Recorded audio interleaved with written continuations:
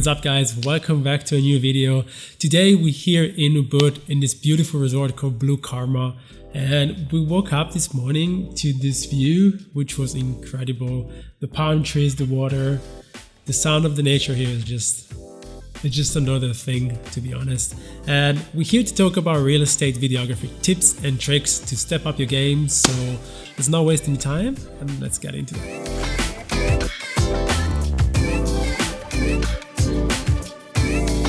First thing first, you want to shoot with a wide angle lens. And when I say wide angle lens, I mean anything below 18, 19 millimeters. So I usually shoot with a 14 millimeter from Samyang. It's a cine lens. The reason I shoot with this one is because of the lower length of lens that you can use before you get any distortions in the corner. With this lens at 14 millimeters, you can show everything in the frame that you want to show and make the space look a lot bigger. And that is the main point when you shoot real estate, mostly because you want to portray something to someone else that has never been there before. And you want to portray that space at the best way possible, and you want to make it look bigger and better. Another very crucial tip is shooting with a high aperture.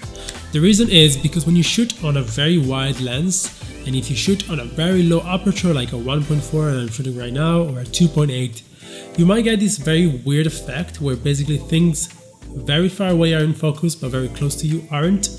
And when you shoot a space like a property, you don't want that to happen because you want the client to be able to see as much as he can in the scene and decide if the property is made for him or not.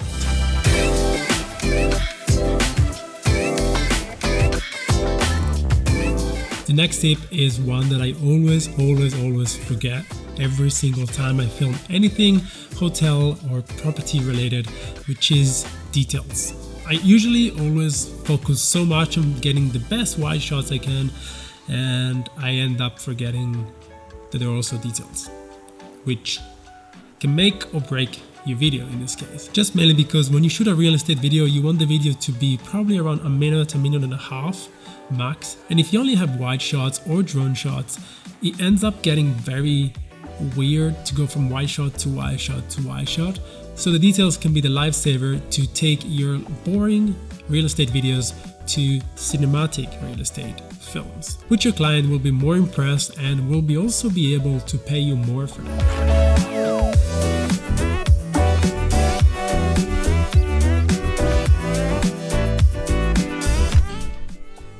Next up, if you have the chance, take your videos to the air with a drone.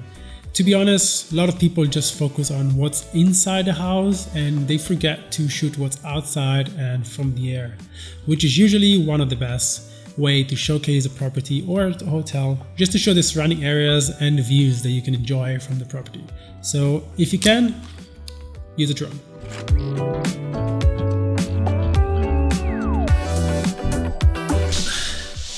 Alright, this is the actual top secret tip, and I left them at the end because it's actually a top secret tip. So let's start with the first one first, which I'm actually still doing right now because I actually forgot to switch back my camera. But it's shoot at 30 frames per second. And the reason is why when you edit a video, most of the time you might want to edit it at 24 frames per second in your timeline. And by doing so, if you shoot 24 frames per second, you have zero room for slowing down your footage, obviously. But if you shoot at 30 frames per second, you can still slow it down to 10%, and you get that kind of dreamy effect, but still very real time. And this is a very important thing to remember. You don't want to really shoot in slow motion when you shoot real estate because it just comes out too cinematic and not real at all. So by shooting 30 frames per second and then slowing it down, it's just gonna look way better in your final product. The other secret tip I wanna tell you guys is to move with flowing motion forward. Just don't move backwards. And the reason is when you're actually editing a film and putting it together to show to the client, you want the client to be very immersed and engaged in what they're actually watching. And if you move backwards, you might give the feeling of you want them to leave. Rather, if you move forward, you want them to stay and you invite them virtually into the house and the property that you're showing. So this is a very important tip. You can move sideways, front, mix them however you like. but just don't move backwards because it will look weird.